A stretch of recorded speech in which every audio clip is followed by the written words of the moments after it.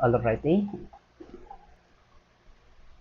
So, we're down to the divisibility of number 7. Eh? So, check natin yung divisible by 7. Then, isa-sum up natin yung lahat ng divisibility.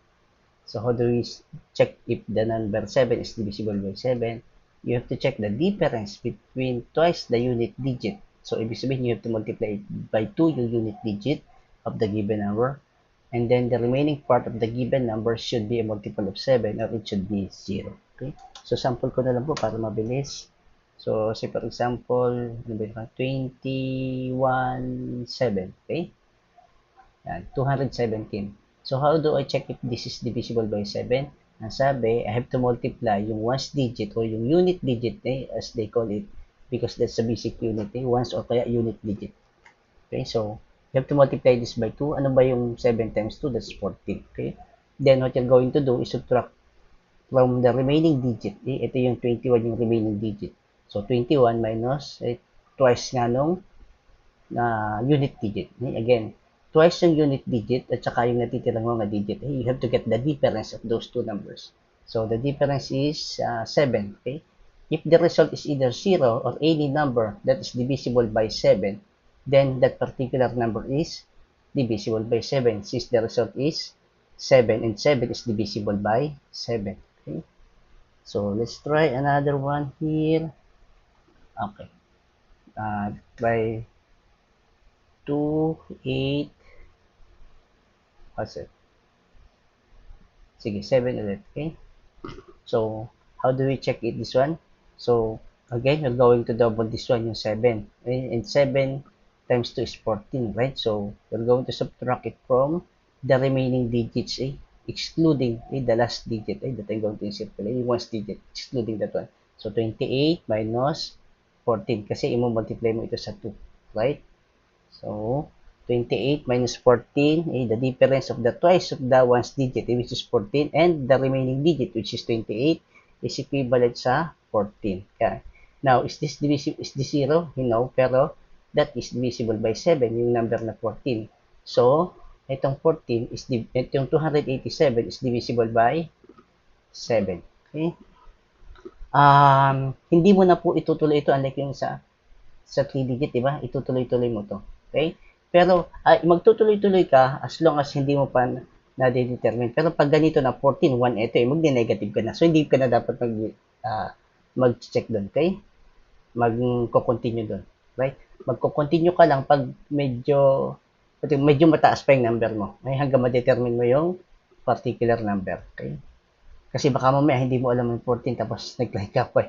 4 times 2 magiging 1 minus 8, di ba? So negative na. So, sasabihin mo hindi siya divisible. So, you have to be aware of that. Be careful with those steps. Okay? Like sa 9 at saka sa 3, yun, pwedeng mag-add ka na mag-add dire-diretso. At saka doon sa divisibility rule ng 2, 4, and 8. Okay? So, let's try 3, 2, 7. Lakihan natin, ha? 327. Okay. Baka po hindi ito mag-7 na ka. Sige, 7 ulit. Okay? Let's check. Alright? So, what's important here is you know the procedure. Okay? So, again, i-double mo yung 7. Right? I-double mo yung 7, that's 14. So, 320, so 327 minus, kasi yung remaining digit, minus 14. Okay? That's equivalent to 327 minus 14 is 13. Okay? So, 313. Okay? So, ito ba 313 divisible by, double check ko muna yung aking subtraction, 327 minus 4. So, 313 plus 14, that's 7. Okay, correct. So, erase tayo. Abala ng erasure. Alrighty. Now, we're going to check yung 313 if this is divisible by 7 kasi hindi pa natin mag-check. So, again, ang gagawin naman natin, i-double naman natin yung ones digit natin. So, that will become, where will I put it? Sige, dito na.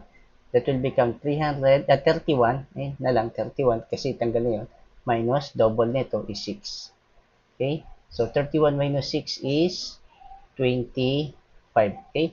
Ito, pag malapit ka sa either 14 o double digit na lang, wag mo na itutuloy na ano, kasi magne-negative na to. Right? So, we just have to check this one if this is divisible by 7. And obviously, 25 is not divisible by 7 kasi 21 yung nearest dyan. So, 3277 is not divisible by 7. Okay? So, isip tayo ng isang divisible by 7. Sorry, wala akong nakaprepare. I have to get it on my mind as I'm trying to explain this one. Okay? So, sige, 3 digit lang muna. 4, 4,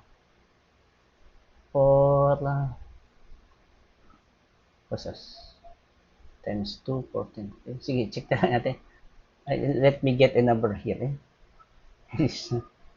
Sige, 7 times, so, iisip tayo ng number. Mag-multiply na lang tayo. 7 times 1, 2, 3. Sige, okay? So, that's 700. 123 times 7. Tapos, i-check natin si divisibility. Sorry, wala akong nakaprepare na lesson plan for this na number. 123 times 7, that's equivalent to 700 plus 140. 140 plus 21. 161. Okay? So, 7,007 ha.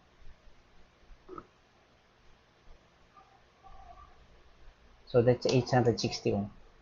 861. Okay? So, check natin. So, magiging 86 minus double yung last digit. Ito yung i-check natin sa divisibility rule by 7 na 861. So, 86 minus 2. Okay? So, that is 80 what? 84. Okay? Pwede pa ba? Pwede pa natin, hindi pa magne-negative ito So, 4 times 2, magiging 8 minus 8. Correct? Kasi ito twice mo itong 4, diba? Magiging 8 yun. So, matitira na lang is itong 8 na to. Ito yung 8 na yun. Ito naman yung 8 times 2 mo. Okay? Itong 8 na to. So, the result there is 0. Okay? So, pag ang result mo is 0, o kaya yung number na maging resulta dyan is divisible by 7, it means the number is divisible by 7. Since this is 0, this is divisible by 7. Okay? So, gawa tayo ng 4 digit para mahaba-haba yung process natin. I just have to do a reverse engineering. Multiply nila ako. Lakihan natin. Sabihin natin, 730, what? 35. Excuse me, sorry po. Kanina sa recording ko, ang dami ko ding ubo. Okay, 735 times 7. Kuha lang po ako ng number na i-check natin for divisibility. Okay, so times 7. That's equivalent. 7 times 700 is 4,900. Okay, 4,900 plus 210 plus, ilan to? 35? 245. Okay, so that will be 5,145. 5,140. Correct? 4, 5. Okay. This is 5. This is 1. 45. 5,145. Sana tama multiplication ko. Okay? So, check natin kung tama nga yung multiplication ko. Dapat divisible by 7 ito kasi minultiply ko yun by 7. Okay? So, check natin. Okay? So, again, double mo ito. That will become 514 minus 10. Okay? Double natin to. Okay? So, that will become 504. Okay? 504. Okay? 504. Hindi pa rin. Mahirap pa din. So, magiging 50 minus 8. Okay? Ilan to? 42. Okay? Divisible ba by 7 ito? Yes. This is divisible by 7. Pero kung hindi mo pa rin check as long as hindi magne-negative yan, pwede yan sa 0, diba? So, magiging 4 minus 4. Kasi ito twice mo. Okay? Matitira lang yung 4. 4 minus 4 is 0. Okay? So, this is divisible by 7. Okay? So, mag-uulit ka po. Not necessarily hindi ka uulit. Mag-uulit ka pag medyo mataas pa yung number. Pero pag 2 digit na, mag-ingat ka na. Okay? Baka mag-negative na. Pero pag mag-0, pwede ka mag-continue. But, still good na dapat alam mo yung mga divisible by 7. Kung ano yung mga 2 digit na yun. Although ako hindi ko din alam lahat yun sa 2 digit. Kaya sa 2 digit lang.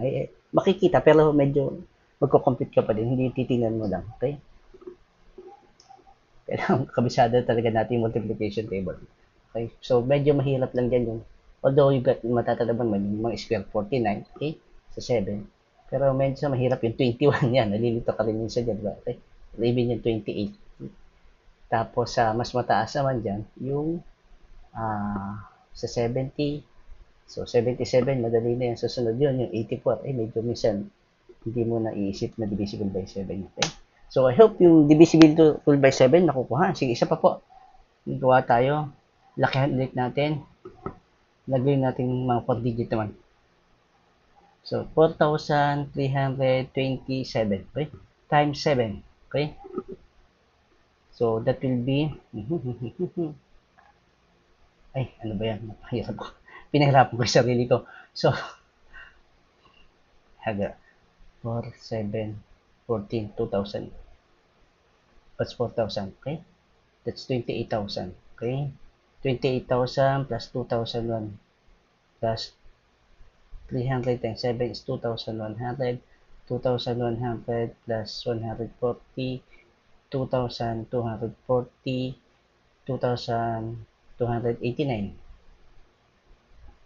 Okay? So, that's become 30,289. So, ito yung number na 4327. Check. Na. Okay? Check ko lang po sa calcu. Mahina ang mental natin yung kulang sa practice. Walang tiwala. Okay? So, that will become 4327. Yung calcu ko lang po. 4327 times 7. Sorry. Pahaba yung video. 30,289 is good. So, that's correct. So, erase natin ito. So, dapat yan, lalabas yan, divisible by 7 kasi ni-reverse engineering na natin. So, okay. Sige, demo na po natin. 30,289. 289. So, again, that will become 30,280, yung matitirang digit. Ito, 9, double mo, minus 18. Copy? Okay, double natin yung 9, that's 18.